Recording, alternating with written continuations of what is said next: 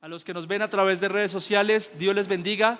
Esperamos que este mensaje también sea de bendición para ustedes.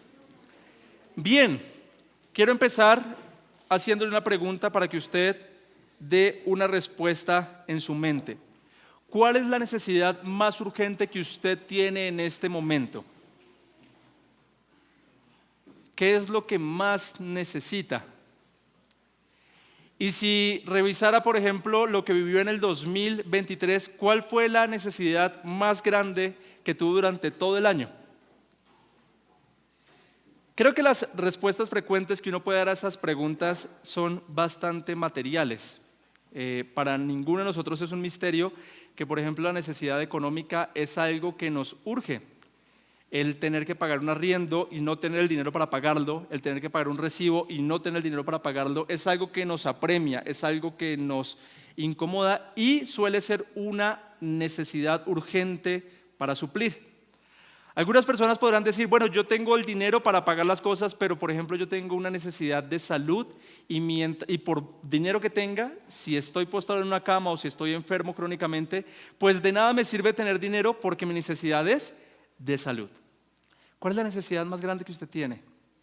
La necesidad de sentirse amado por sus seres queridos, la necesidad de tener a los suyos cerca. Pues bien, todas estas necesidades que le estoy hablando son necesidades que se limitan únicamente al plano humano, a lo que vimos aquí en la tierra. Pero a la luz de las Escrituras, la necesidad más grande del ser humano no es algo tangible, no es algo que nosotros podamos palpar. Según lo que enseñó Jesús, la necesidad más grande del ser humano es salvar su alma. Cuando un ser humano tiene segura su alma, cuando un ser humano tiene segura su salvación en el Señor, las demás áreas, las demás necesidades pasan a un segundo, tercer y cuarto plano. Pero lo que ocurre con nosotros es que como la salvación, como la necesidad de nuestra alma no es algo tan tangible, no le prestamos tanta atención como lo hacemos a las otras necesidades. Y tratamos de ganar este mundo, tratamos de ganar las cosas en este mundo y la parte espiritual a veces está en cuarto, quinto lugar de importancia. Y Jesús dijo, ¿de qué le sirve al hombre ganar el mundo entero si a fin de cuentas va a perder su alma? Su alma. Hermanos, no estoy diciendo que las cosas de este mundo no nos deben afanar, pero lo que estoy diciendo, lo que quiero llegar a decirle, es que lo primordial para nosotros debería ser nuestra parte espiritual, buscar el reino de Dios. ¿Y cómo lograrlo?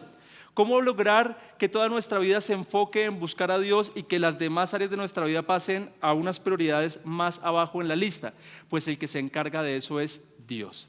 Dios, con mucho amor, con mucha paciencia, nos empieza a pasar por diferentes circunstancias para mostrarnos que lo importante no es el dinero, que lo importante no es la salud, que lo importante no es tanto la familia, que lo importante es Él.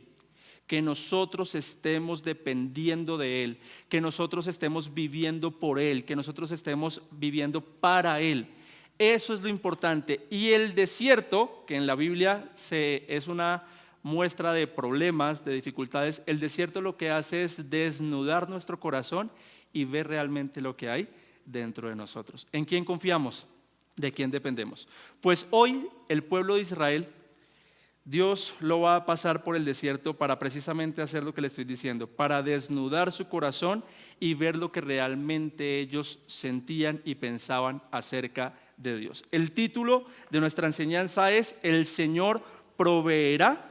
Y para entrar en materia quiero que nos pongamos en un contexto muy rápido de lo que hemos estado estudiando. Recuerda que hace 8 días el pueblo de Israel pasó por el Mar Rojo, que Dios hizo ese gran milagro y el pueblo de Israel pasó por tierra seca y después el mar se vino abajo y todo el ejército de los egipcios murió.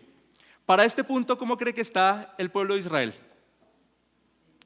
Gozosos, están felices, confían en su Dios, creen que tienen un Dios poderoso, un Dios que pelea por ellos. Pues están tan contentos, están tan emocionados por lo que acaban de ver, que cuando usted pasa la página del capítulo 14, que fue el que estudiamos hace 8 días, al capítulo 15, lo primero con lo que se va a encontrar es con un cántico de parte de Moisés y del pueblo, alabando a Dios por lo que acababa de ocurrir. Yo solo le voy a leer 2 versículos de ese cántico.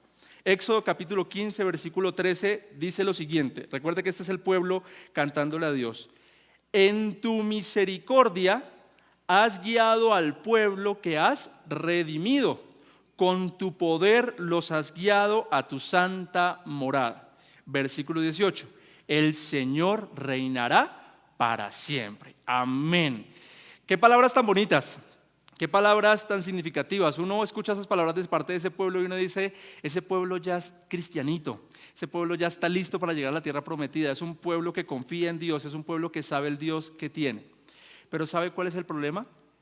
Que aunque sí es importante lo que nosotros digamos de Dios, las palabras que nosotros digamos no son garantía de lo que realmente hay en nuestro corazón.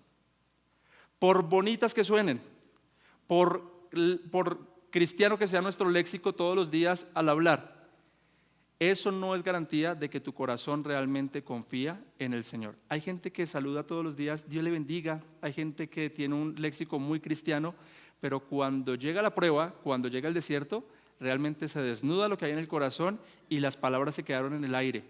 Es en la prueba, es en el desierto donde realmente podemos medir si confiamos en el Señor o no confiamos en Él. Y Dios lo sabe. Entonces lo que va a hacer Dios con este pueblo en amor, porque todo lo que Dios hace es en amor, es guiarlos a través de ciertas dificultades, a través de ciertos problemas, para mostrarles que realmente ellos lo estaban alabando de labios para afuera y no confiaban en el Señor. Hermanos, que no se nos haga extraño que de pronto en este 2024 el Señor haga lo mismo con nosotros. Que aunque por fuera parezcamos muy cristianos, que aunque nuestro comportamiento por fuera sea el más santo delante de las demás personas, pues que el Señor de pronto nos meta en un desierto para ver si realmente lo que profesamos de Él es una fe genuina o se limita a algo únicamente superficial. El título de esta enseñanza es Dios tiene el poder para proveernos este 2024. ¿Quiénes creen esa promesa? Dios tiene el poder para darnos todo lo que necesitamos en este 2024, pero no siempre lo que nosotros queremos es lo que realmente necesitamos y Dios sí sabe exactamente lo que usted y yo necesitamos para servirle y para adorarle a Él. Por favor, en primer lugar, en su bosquejo, ¿todos tienen el material? ¿Todos tienen el bosquejito? Bien. En primer lugar, escriba, Dios proveyó alimento físico y espiritual al pueblo de Israel.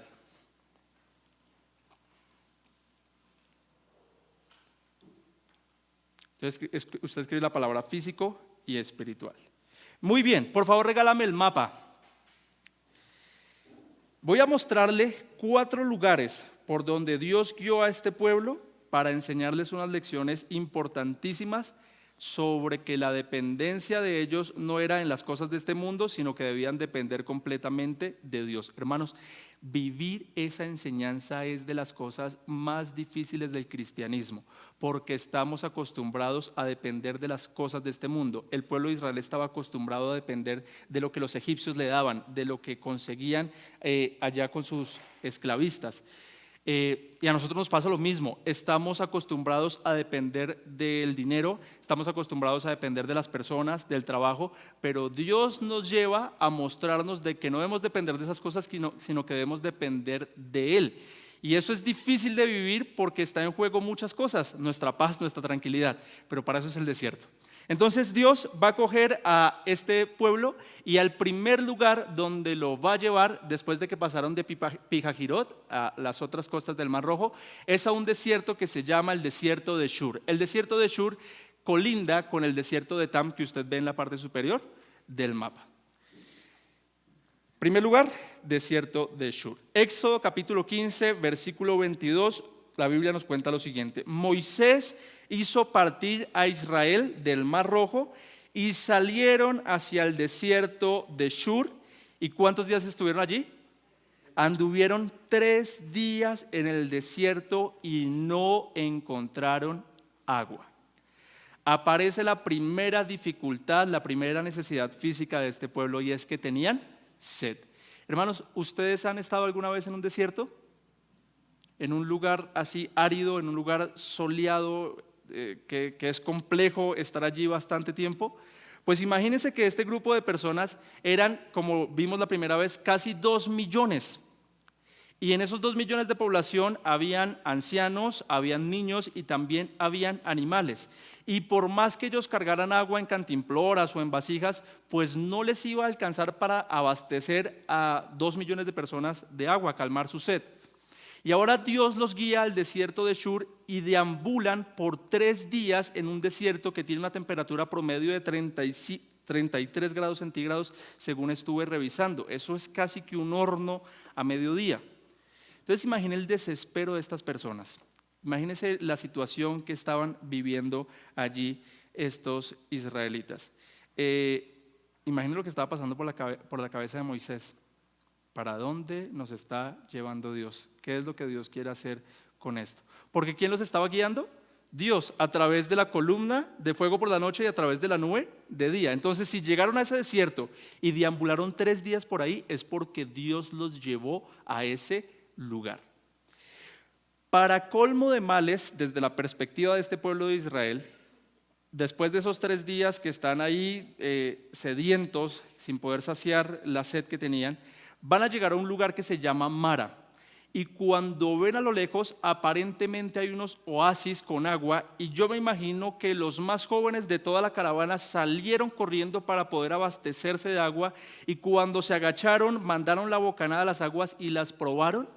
Las aguas estaban amargas. Qué desilusión, qué complicado cuando uno tiene la esperanza en algo o en alguien, y cuando llega a ese lugar, era un fraude. ¿Ustedes se imaginan la emoción que sintieron esas personas? Si estaban aburridos, ¿cómo quedaron? Más aburridos. En la letra B, Dios los llevó a Mara. Éxodo capítulo 15, versículo 23 y 26 dice: cuando llegaron a Mara, no pudieron beber las aguas de Mara porque eran amargas. Por tanto, al lugar le pusieron el nombre de Mara. El pueblo murmuró contra Moisés diciendo: ¿qué beberemos? ¿Cómo era esta agua? ¿Cómo eran esas aguas amargas? Posiblemente era agua salada, de pronto era agua estancada, con moho, con un poco de basura encima o de mosquitos volando alrededor encima de esa agua, y entonces no era apta para el consumo humano y la esperanza de ellos estaba por el piso. ¿Qué era lo correcto que debían hacer estos israelitas en esa situación tan complicada? ¿Qué es lo que Dios espera de uno cuando uno está en una situación así? Lo que Dios espera de uno es que uno lo busque a Él, que uno agache el rostro y le diga: Señor, ayúdame. ¿Qué quieres enseñarme con esto? ¿Cómo soluciona este problema? Pero que lo busquemos a Él. Lamentablemente, el pueblo de Israel hizo lo mismo que nosotros hacemos cuando nos vemos a veces en dificultades.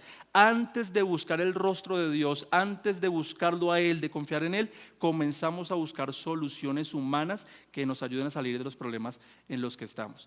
Y entonces el pueblo se reúne contra Moisés y le pregunta: ¿qué vamos a beber? Moisés soluciona: nos has traído por todo este lugar, nos has traído por todo este desierto, y tú tienes que responder por eso. ¿Qué vamos a beber?, le preguntaron a Moisés. ¿Era responsabilidad de Moisés? No era responsabilidad de Moisés. ¿Era Moisés el que los había guiado allá? No había sido Moisés, era Dios. Gracias. Y el pueblo tenía que aprender a depender de Dios. Entonces Moisés, ante esta situación, hace lo correcto. El versículo 25 del capítulo 15 nos cuenta lo siguiente: entonces Moisés clamó al Señor. ¿Cómo cree que fue esa oración de Moisés? Del corazón, de esas oraciones que le salen a uno cuando uno está en problemas. Señor, ayúdame.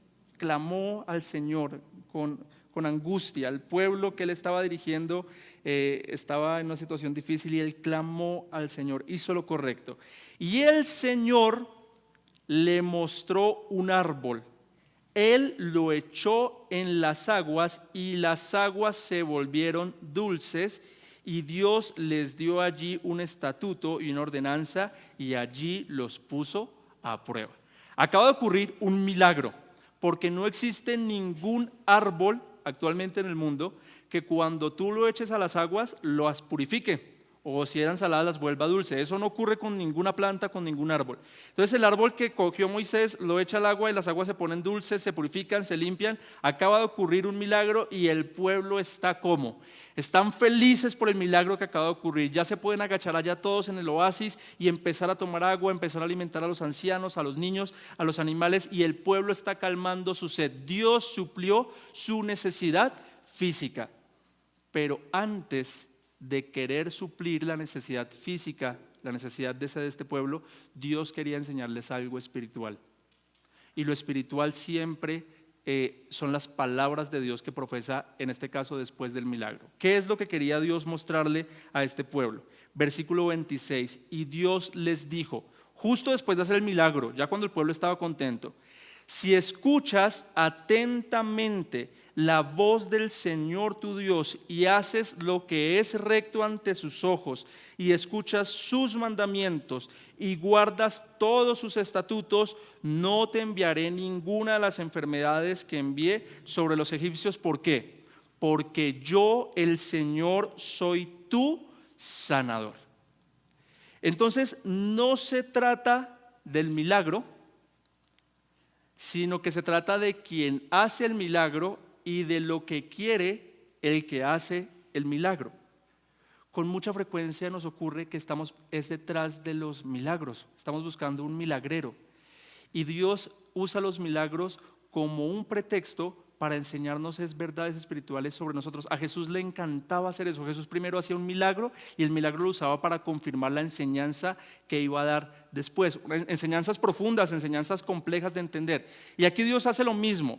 Hace el milagro de convertir las aguas amargas en aguas dulces, pero lo importante no era ese milagro, sino las palabras que Dios acaba de pronunciar para este pueblo. ¿La orden cuál era? Que Dios demandaba obediencia completa de su pueblo. ¿Cuánta obediencia? Completa. Dice Dios, que hagas lo recto ante sus ojos, que escuches sus mandamientos, que guardes todos sus estatutos. No había cabida para desobedecer ni una sola vez. Hermanos, Dios no nos da permiso a nosotros de pecar ni una sola vez. Algunos se excusan en que en nuestras fuerzas esté, apartémonos del pecado todo lo que podamos. Dios demanda una obediencia completa de nosotros, como lo demandaba de este pueblo. Y les dijo que si no obedecían al Señor, habría consecuencias. ¿Cuáles son las consecuencias? Si no obedecían al Señor, las consecuencias serían que vendrían enfermedades sobre ellos. No nos gusta esa faceta de Dios. No nos gusta ese Dios justo. Nos gusta el Dios amoroso, el Dios misericordioso, el Dios que perdona.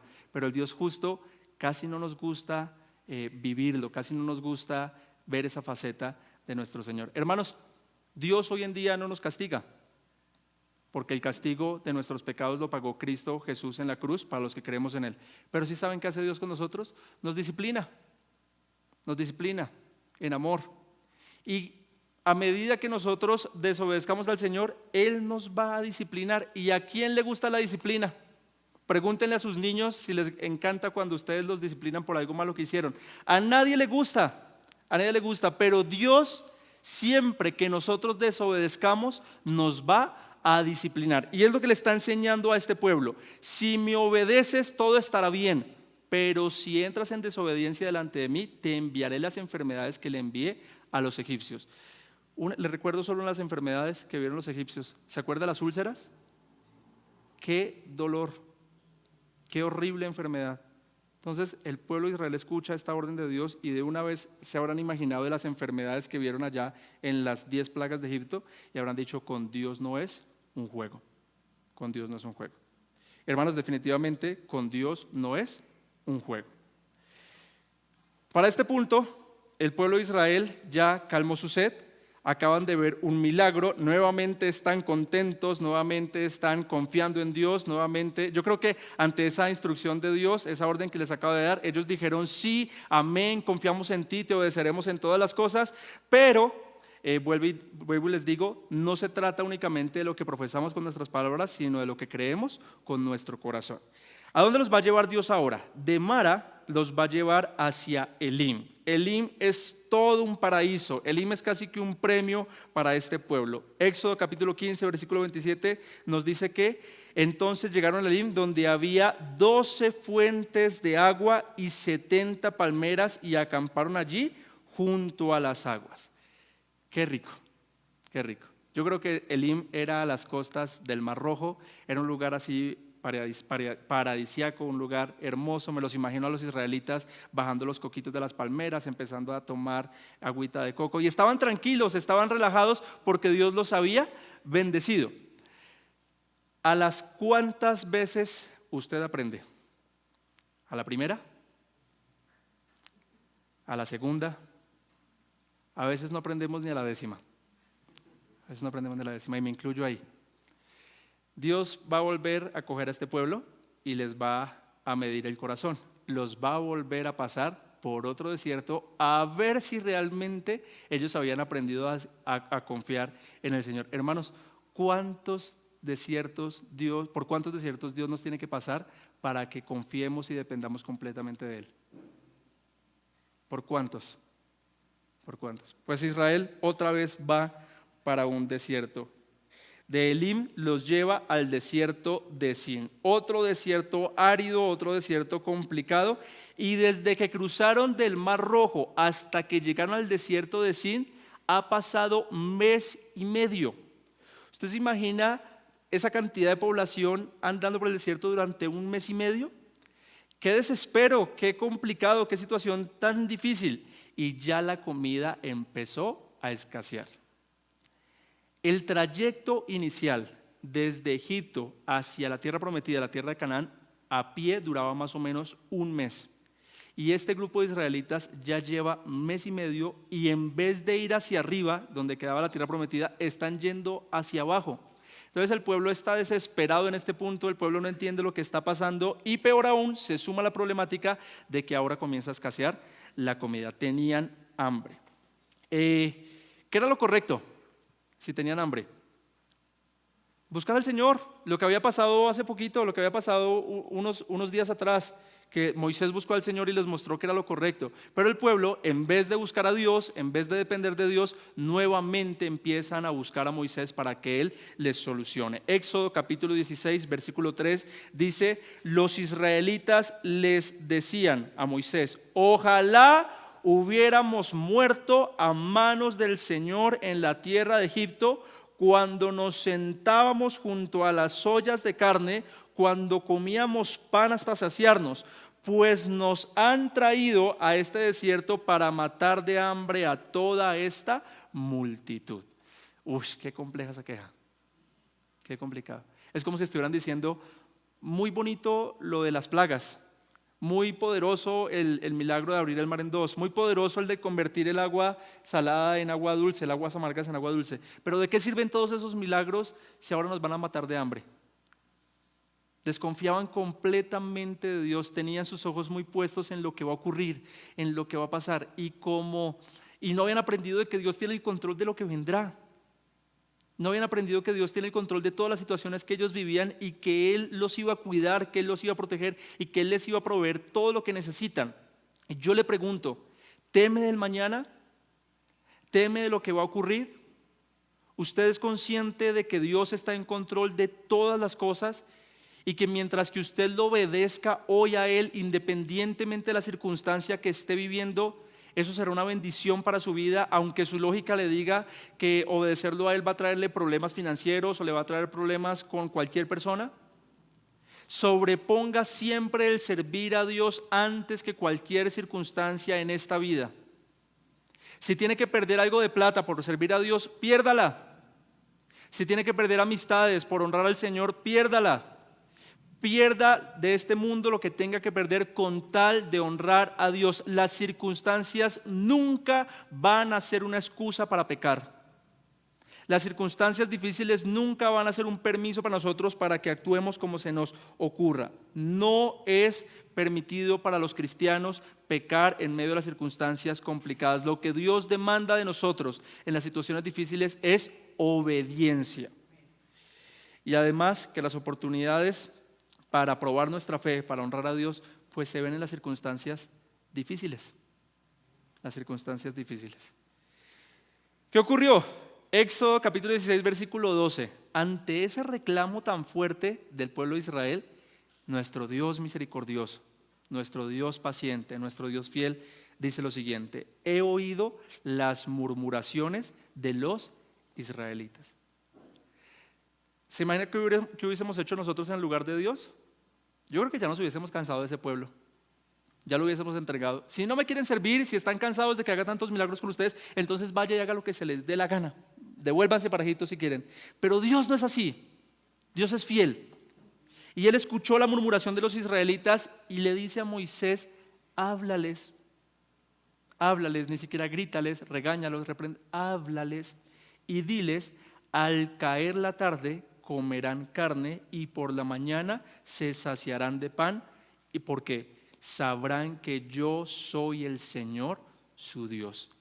Entonces el milagro que vamos a ver ahorita también tenía la intención de revelar otro atributo de Dios para el pueblo de Israel.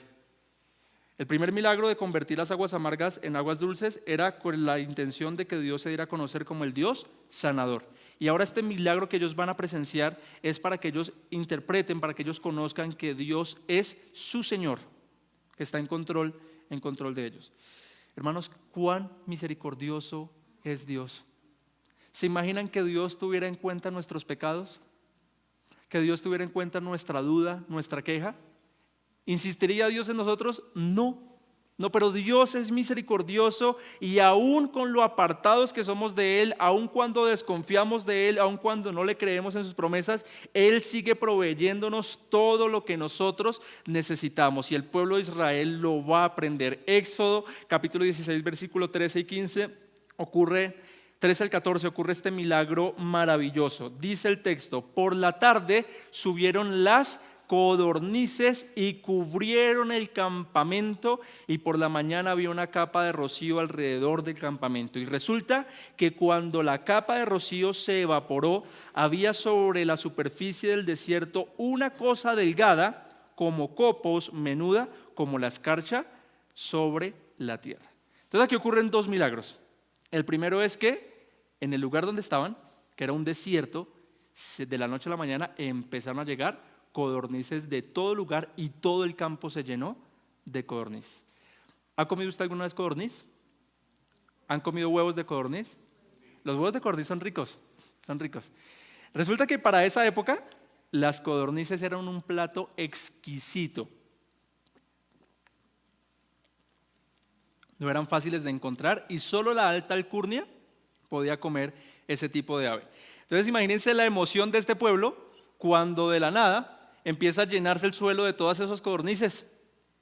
¿Cómo la querían? ¿La quiere asada? ¿La quiere sancochadita? ¿La quiere sudadita? Y empiezan esos israelitas a coger y coger codornices y mate y pele las plumas y metan el agua caliente para quitar las plumas y luego prepare codorniz y comieron hasta saciarse. Entonces ya cuando estaban llenos, ya cuando no podían más de tanta codorniz que habían comido, empezó a caer un rocío sobre todo el lugar donde estaban acampando. Y no sé si para ellos habrá sido extraño o no. Lo extraño es que cuando se evapora el rocío, ahora se encuentran con unas peloticas blancas pequeñitas ahí sobre la tierra. ¿Cree que se las comieron de una vez? No, se fueron donde Moisés a preguntarle qué es esto. Y Moisés les dijo: ese es el pan que Dios les da para que ustedes coman. Y cuando lo probaron, ¿a qué creen que sabía ese pan? ¿Será que sabía rico? ¿O era insípido? ¿Han probado el pan sin levadura? El pan sin levadura es un poquito insípido, es difícil de comer. Así no era el maná, así no era este pan. Éxodo capítulo 16, versículo 31 nos cuenta. El versículo 31, ¿lo tenemos? ¿A qué sabía el maná? La casa de Israel fue la que le puso el nombre. Le pusieron el nombre de maná. Y era como la semilla de cilantro, es decir, una pelotica pequeñita, era blanco y su sabor era como de hojuelas con miel. ¡Qué rico! ¡Qué rico! Entonces comieron carne hasta donde no pudieron más. Y ahora están con el maná, lo están probando y están enamorados del sabor de ese nuevo pan que Dios les envió del cielo. Moisés fue claro con ellos.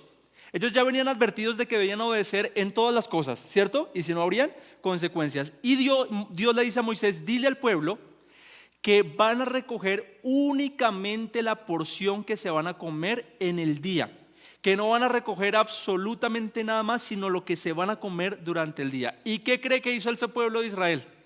Lo mismo que en ocasiones haríamos usted y yo. Empezaron a recoger más porque de pronto mañana no había. Entonces yo me imagino a todas esas señoras allá guardando maná en el bolso y volvían a hacer fila y guarde maná porque de pronto mañana no sabemos si va a volver a caer el mismo. Y para sorpresa de ellos, cuando se comió la porción del día, se levantaron al siguiente día y el maná estaba podrido. Hermanos, no confiaban de que Dios les iba a dar la provisión de mañana, que vivieran un día a la vez, que se afanaran únicamente por lo que estaba ocurriendo en ese momento y que confiaran que Dios tenía el control de lo que ocurriría mañana. No le creyeron a Dios a pesar de los grandes milagros que habían visto. A pesar de ese gran milagro que acababan de presenciar, aún no le creyeron a Dios. Versículo 20 y 21. Pero no obedecieron a Moisés y algunos dejaron parte del maná para la mañana siguiente, pero crió gusanos y se pudrió. Entonces Moisés se enojó con ellos. Lo recogían cada mañana, cada uno lo que iba a comer, pero cuando el sol calentaba, se derretía. Es decir, que no había forma de guardarlo, no había forma de guardar para el siguiente día. Les tocaba confiar en que Dios daría la provisión todos los días. ¿Confía usted en que Dios le va a dar la provisión todos los días? ¿Confía usted en que por encima de su trabajo, por encima de cualquier cosa que pueda vivir, Dios está en control de todas las cosas? Confiemos en Él. Obedezcámoslo por sobre cualquier situación, por sobre cualquier circunstancia.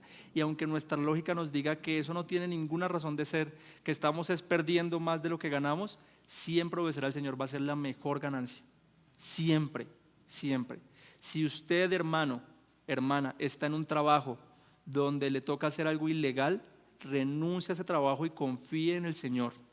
Si usted, hermano o hermana, está compartiendo con personas que sabe que no debe compartir, cancele esas amistades por beneficiosas que sean de pronto para su bolsillo y sirva y honre al Señor.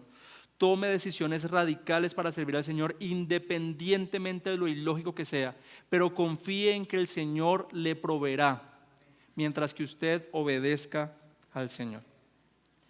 Hermanos, hasta el día de hoy el Señor nos ha sostenido.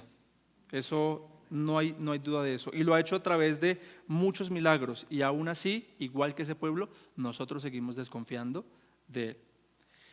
Gracias a Dios, como le decía, pues Él es un Dios incondicional, un Dios que no obra dependiendo del quehacer de su pueblo, sino que honra por amor a su nombre.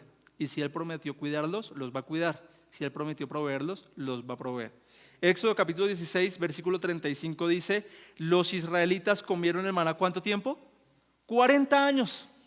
O sea que no fue un milagro de un día, sino que ahí en adelante, durante toda la travesía por el desierto, nunca les faltó el maná, nunca les faltó el alimento. Hasta que llegaron a tierra habitada, comieron el maná hasta que llegaron a los límites de la tierra de Canaán. Entonces, desde que salieron de la tierra de Egipto hasta la tierra prometida, la provisión de Dios nunca les faltó. Dios les suplió las necesidades físicas y también utilizó el desierto para suplir sus necesidades espirituales. ¿Cuál es la necesidad espiritual de ese pueblo? Que ellos aprendieran a depender de Dios, que confiaran en Él. Y Dios se mostró como su sanador, Dios se mostró como su Señor. Y de la misma manera, en nuestro caminar hoy cristiano hacia el cielo, porque todos nosotros los que caminamos con Cristo estamos siendo guiados por Dios hacia el cielo, Dios nos va a proveer todas las cosas que nosotros necesitamos, pero el interés de Él primero está en que nosotros nos alimentemos espiritualmente. Entonces, como segundo punto, escriba por favor, Dios provee hoy alimento físico para ti.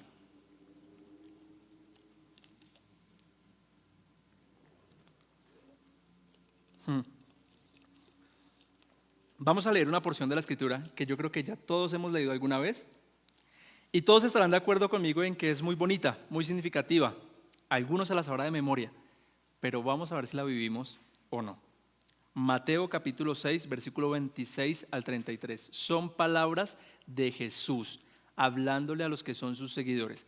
Atentos y sigan la lectura conmigo.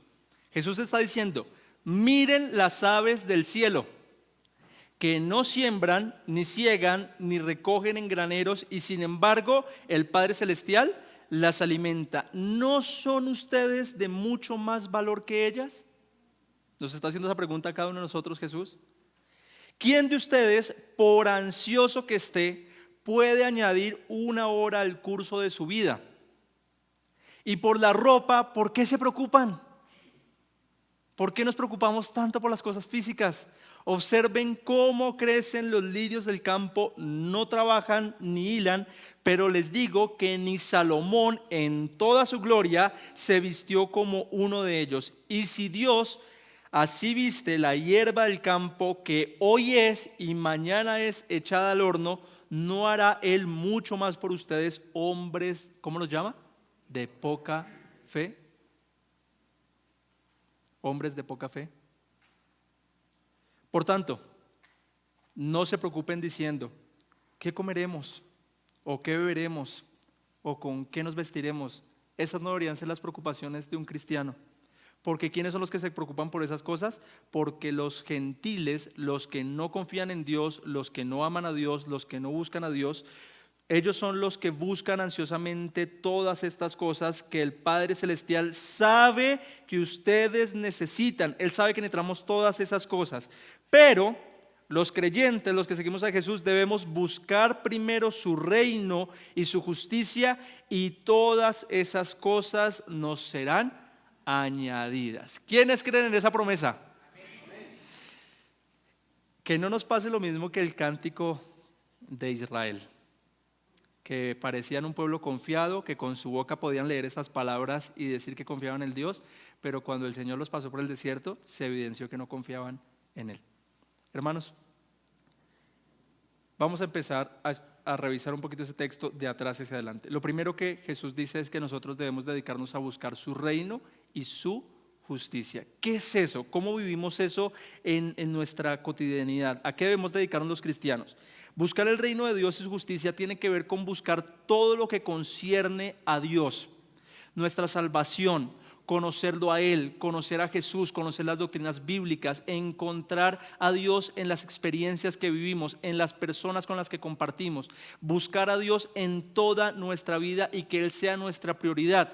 Jesús en sus enseñanzas nos llamó a hacer varias cosas. Nos dijo que debíamos dedicarnos a predicar, nos dijo que debíamos dedicarnos a amar al prójimo, nos dijo que debíamos dedicarnos a perdonar, a cambiar nuestra vieja manera de vivir. Eso es buscar las cosas de Dios, es buscar el reino de Dios y su justicia. Mientras que nosotros nos dediquemos a eso, mientras que nosotros obedezcamos a Jesús en las cosas que Él nos ha mandado, entonces todas las demás cosas serán añadidas. ¿Implica eso que nos toca dejar de trabajar? ¿Implica eso que nos toca dejar de ser responsables con las cosas cotidianas que vivimos día a día? De ninguna manera. Lo que sí debemos hacer nosotros, y eso lo causa Dios en nosotros, es organizar nuestras prioridades. Entonces, mientras que el mundo está afanado por buscar más dinero, nosotros debemos estar afanados por buscar más de Dios.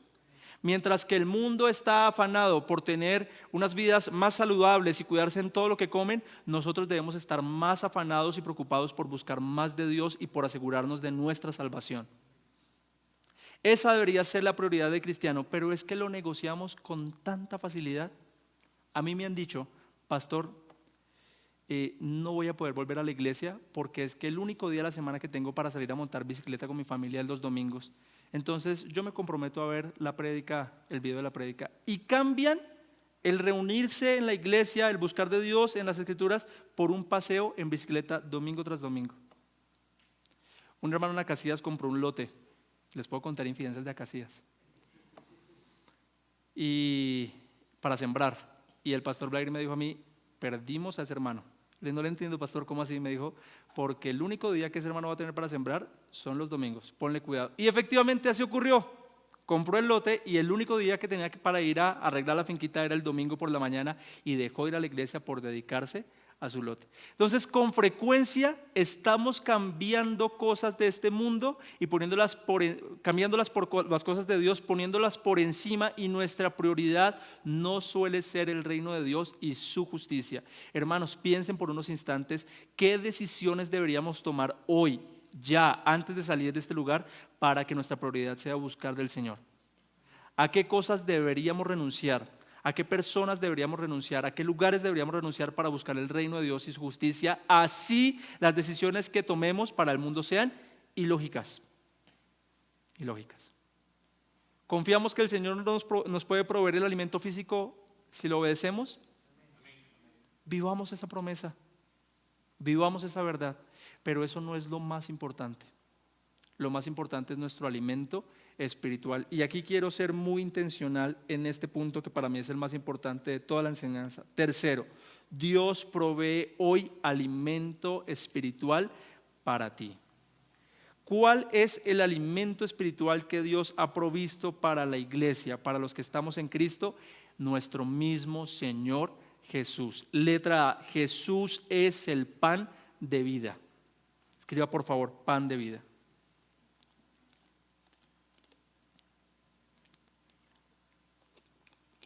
Juan capítulo 6, versículo 32 y 35 dice: entonces Jesús les dijo, está hablando con una multitud después de haber multiplicado los alimentos, después de haber hecho ese gran milagro, viene la enseñanza sobre lo que Jesús quería enseñar acerca de ese milagro. En verdad les digo que no es Moisés el que les ha dado el pan del cielo, haciendo una analogía directa con lo que acabamos de estudiar, sino que es mi Padre el que les da el verdadero pan del cielo. Porque el pan de Dios es el que baja del cielo y da vida al mundo. La gente respondió de la misma manera que yo creo que usted y yo responderíamos en esa situación: Señor, danos siempre de este pan. Si es un pan que da vida, si es un pan que le da vida al mundo, comamos de ese pan. Jesús les dijo: yo soy el pan de la vida. Yo soy el pan de la vida. Jesús es el pan de vida que nosotros necesitamos. El que viene a mí no tendrá hambre y el que cree en mí nunca tendrá sed. Jesús no se está refiriendo puntualmente a una necesidad física, se está refiriendo a la necesidad más grande del ser humano.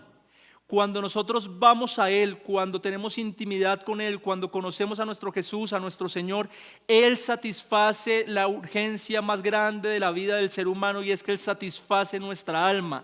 Él le da vida a nuestra alma. El creer en Él, al confiar en Él, Él nos da vida eterna, y es la vida que usted y yo necesitamos.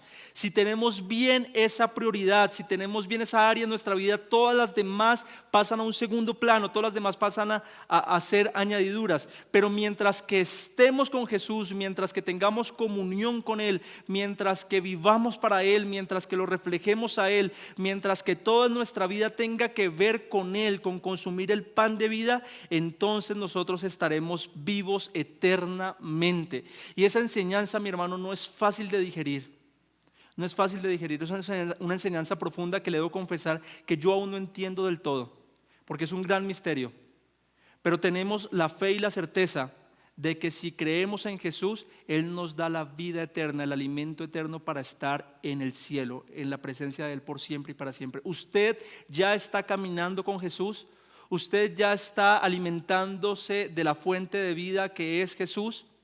Porque Jesús promete que si usted va a Él, que si se acerca a Él, jamás volverá a tener hambre espiritual, sino que Él saciará esa necesidad en su vida. Busque a Jesús, clame a Él.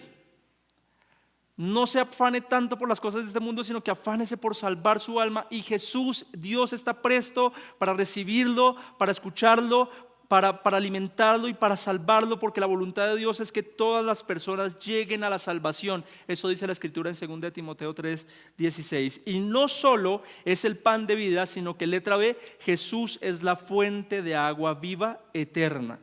Escriba las palabras agua viva, por favor.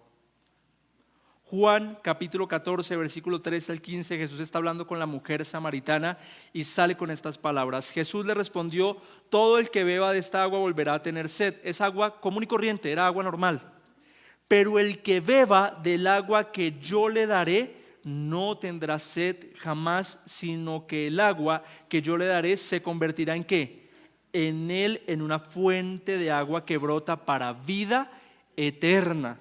Señor, le dijo la mujer, dame esa agua para que no tenga sed ni venga hasta aquí a sacarla. Qué enseñanza tan alegórica, qué enseñanza tan profunda, qué enseñanza tan difícil, porque ¿cómo logras tú traducir que Jesús es el pan de vida y el agua de vida eterna a algo cotidiano? Yo voy a tratar de ser muy claro en lo que significa mantener el alimento de Jesús en nosotros y mantener el agua de Jesús en nosotros. Vivir con el alimento que es Jesús, con el agua que es Jesús, tiene que ver con renunciar todos los días a nuestro viejo hombre y empezar a vivir con Cristo dentro de nosotros, en reflejarlo a Él en todas las áreas de nuestra vida, en levantarnos cada mañana y que Él sea lo primero que nosotros busquemos, en que en nuestro día a día, de todas las actividades que hacemos, que Él sea el reflejo de todo lo que nosotros digamos y pensamos y hagamos, en que nuestra prioridad sea Él, en que busquemos que otras personas lo conozcan. Ahí nosotros estaremos viviendo el hecho de que Él nos está alimentando, de que Él está saciando nuestra sed. Vivir por Cristo, vivir para Cristo es la garantía de que estamos siendo alimentados espiritualmente. Entonces pregúntate tú mismo, ¿para quién estás viviendo? ¿Por qué estás viviendo? ¿Cuál es tu prioridad en este mundo? ¿Tu prioridad es ganar el mundo? De nada te sirve si vas a perder tu alma. Que tu prioridad sea buscar al Señor, que tu prioridad sea buscarlo a Él, entenderlo, conocerlo. Jesús dijo: y en esto consiste la vida eterna, en que te conozcan a ti el Padre y a Jesucristo a quien has enviado. Esa es la vida eterna, conocer a Dios, conocer a Jesús. Hermanos, y no nos alcanzará esta vida ni la eternidad para terminar de conocerlo a Él. Entonces confiamos en que Dios nos provee todo lo físico, pero por sobre todo roguémosle a Él para que el alimento espiritual nunca nos falte en este 2024. Póngase.